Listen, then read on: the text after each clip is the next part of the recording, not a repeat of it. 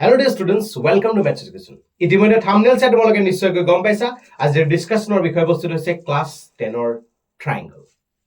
ত্ৰিভুজ চেপ্টাৰটোৰ ক্ষেত্ৰত তোমালোকক যদিও চেপ্টাৰ 6 এতিয়া ডিসকাস কৰিবলৈ লোৱা মূল কাৰণটো হৈছে ইয়াৰ পৰা তোমালোকৰ এমসিকিউ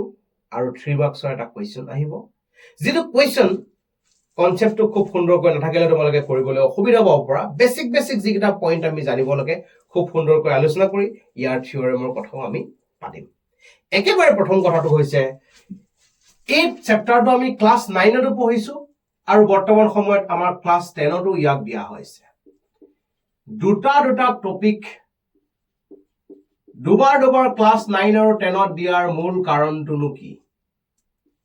আমি যদি চাও তোমালোকে বোৰ্ডত চোৱা দুয়োটা কথা মই তোমালোকৰ বাবে লিখি ৰাখিলো। এটা হৈছে কংগ্ৰুৱেন্ট ফিগাৰ আৰু এটা হৈছে সিমিলাৰ ফিগাৰ। এটা হৈছে সৰ্বাংগসম চিত্ৰ আৰু এটা হৈছে সদৃশ চিত্ৰ। ক্লাছ 9 ত আমি ইয়াৰ বিষয়ে পঢ়িছিলো, ক্লাছ 10 ত আমি ইয়াৰ বিষয়ে পঢ়িম।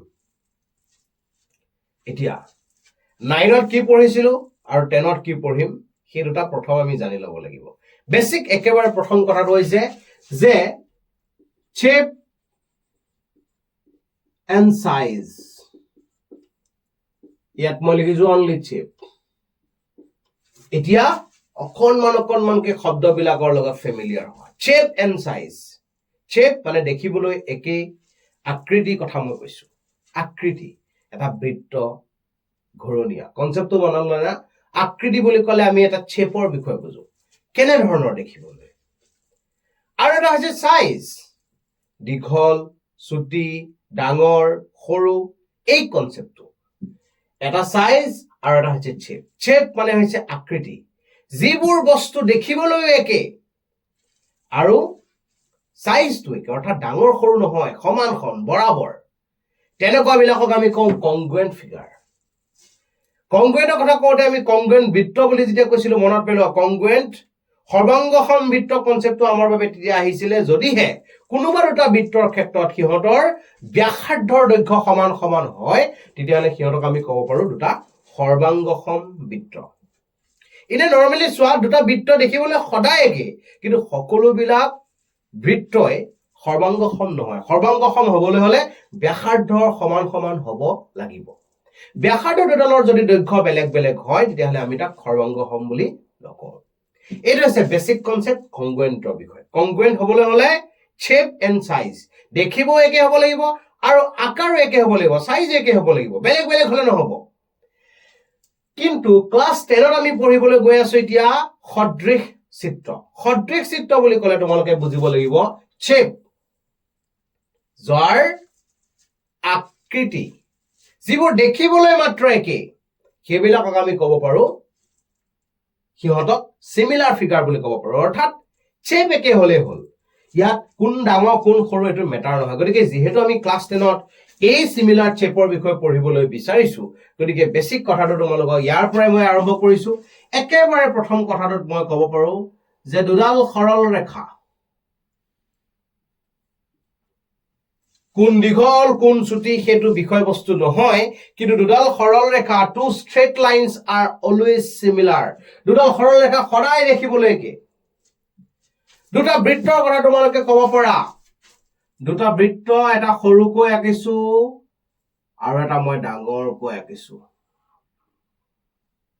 দুটা বৃত্ত দেখিবলৈ সদায় একে। এইটো ফিগাৰ 1 আৰু এইটো হৈছে ফিগাৰ 2। ইয়াৰে মই কৈছো ইয়াৰ ব্যাসাৰ্ধ চুটি, ইয়াৰ ব্যাসাৰ্ধ দীঘল, কিন্তু বৃত্ত দুটা দেখিবলৈ সদায় একে হয়। গতিকে আমি ক'ব পাৰো যে দুটা বৃত্ত সদায় সিমিলাৰ। তাৰ পিছত লগে আমি ক'ব পাৰো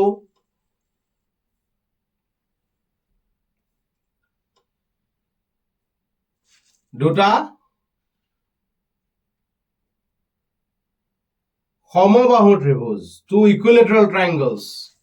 সমবাহু ত্ৰিভুজ বুলি ক'লে নিজৰ বাহুৰ দৈৰ্ঘ্যবিলাক সমান হ'ব লাগে। গতিকে মই কৈছো এইটো এটা সৰু এইটো এটা ডাঙৰ, কিন্তু দুয়োটা ত্ৰিভুজৰ ক্ষেত্ৰত মই যদি অবজাৰ্ভ কৰো সিহঁতৰ বাহুবিলাকৰ দৈৰ্ঘ্য যিহেতু সমান, গতিকে সিহঁতক আমি ক'ব পাৰো সমবাহু ত্ৰিভুজ। আৰু দুটা সমবাহু ত্ৰিভুজ দেখিবলৈ সদায় একেই হয়। একে একে দেখিবলৈ এনে ধৰণৰ বেসিক ফিগাৰ বিলাকৰ ক্ষেত্ৰত মই তোমালোকক এটা বুজাই দিছো বেসিক কথাটো হৈছে যেবিলাক চিত্ৰ দেখিবলৈ একেই বা যাৰ আকৃতি একে যাৰ শেপ একে সেইবিলাক হৈছে সিমিলাৰ ফিগাৰ এতিয়া এনে ধৰণে আমিতো দুটা চিত্ৰ চাই দেখিবলৈ একে হয় নে নহয় সকলো সময়তে কোৱাটো সম্ভৱপৰ হৈ নুঠে এই ক্ষেত্ৰত আমি প্ৰথম মনোযোগ দিবলগীয়া কথাটো হৈছে যে কোনেকুৱা ফিগাৰ বিলাকক কেনে ধৰণৰ কন্ডিশন মানি চলিলে আমি দুটা জিওমেট্ৰিক ফিগাৰক দুটা জিওমেট্ৰিক চিত্ৰক কেনে ধৰণৰ কন্ডিশন মানি চলিলে আমি কি ক'ব পাৰো সিমিলাৰ বুলি ক'ব পাৰো সেই কথাটো যদি ক'ব বিচৰা হয় তেতিয়াহলে ডাইৰেক্ট কথাটো হৈছে পইণ্ট নম্বৰ 1 পইণ্ট নম্বৰ 1 মনোযোগ দিবা যে কোনোবা দুটা জিওমেট্ৰিক চিত্ৰৰ ক্ষেত্ৰত বা যিকোনো দুটা সমান বাহু বিশিষ্ট বহুভুজৰ ক্ষেত্ৰত এনেদৰে ক'লে তোমালোকে বেছি ভালদৰে বুজি পাবা দুটা সমান বাহু বিশিষ্ট বহুভুজৰ ক্ষেত্ৰত সিহঁতক এটাৰ সৈতে আনটো সদৃশ বুলি কোৱা হ'ব যদিহে সিহঁতৰ অনুৰূপ বাহুবোৰৰ অনুপাত সমান সমান হয় এক নম্বৰ কন্ডিশন পইণ্ট নম্বৰ 2 তোমালোকক ক'ব পাৰো সিহঁতৰ অনুৰূপ কোণবোৰৰ মান সমান সমান হ'ব এটা হৈছে অনুৰূপ বাহুবোৰৰ অনুপাত সমান সমান হ'ব ratios of the corresponding sides of the polygons are equal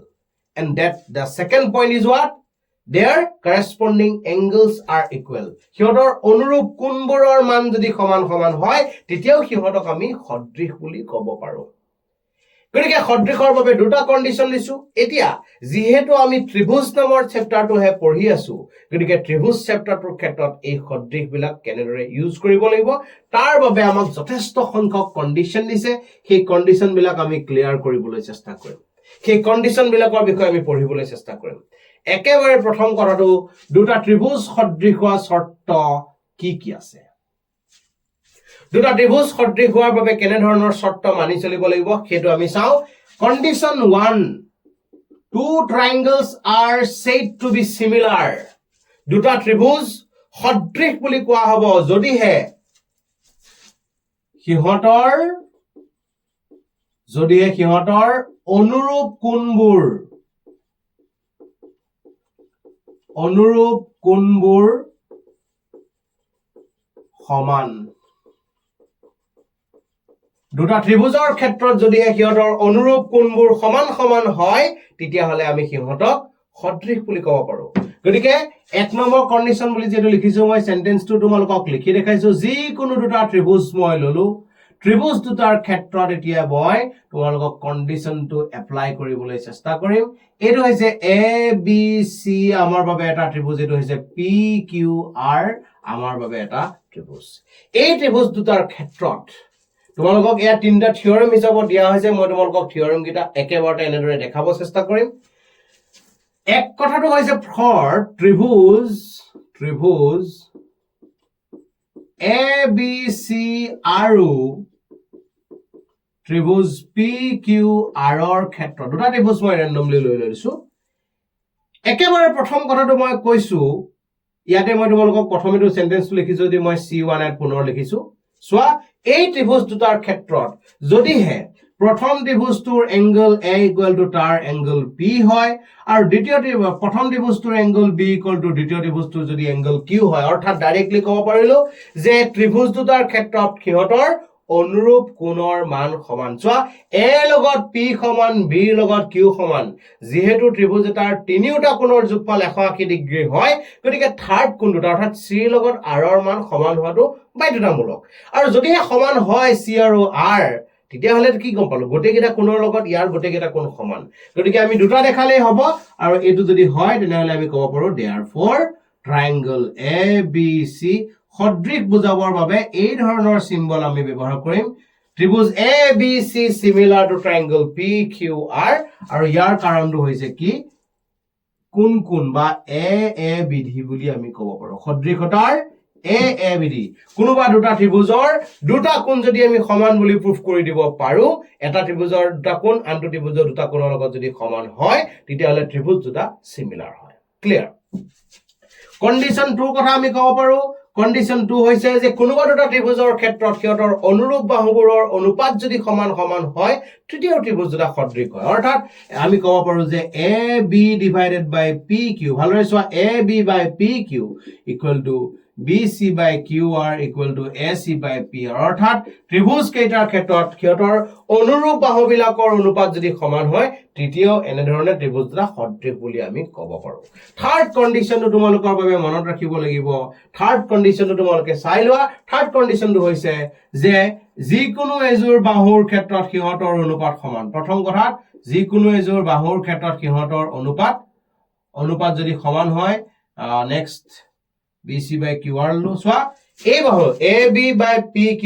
BC by QR এই বাহু কেইটাৰ অনুপাত মই সমান বুলি ক'লো তাৰ লগে লগে যি দুডাল বাহু সমান সমান বুলি ৰেচিও ক'লো তাৰ মাজত থকা কোণটো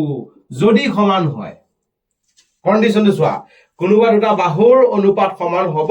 আৰু তাৰ মাজত সোমাই থকা কোণটো যদি সমান হয় তৃতীয় ত্ৰিভুজ দুটা সদৃশ হয় এইটোৰ ক্ষেত্ৰত আমি কওঁ